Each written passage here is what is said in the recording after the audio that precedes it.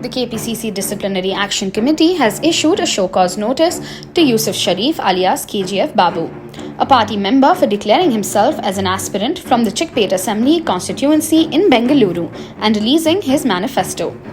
In the manifesto, Sharif has sought the Congress High Command's permission to spend Rs 350 crore from his personal funds in the constituency.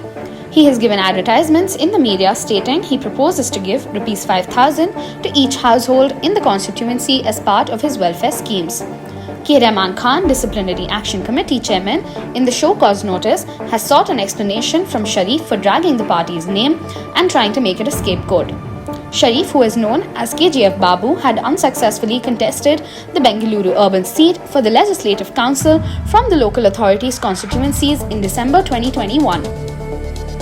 He had declared assets worth Rs 1,744 crore in his nomination papers.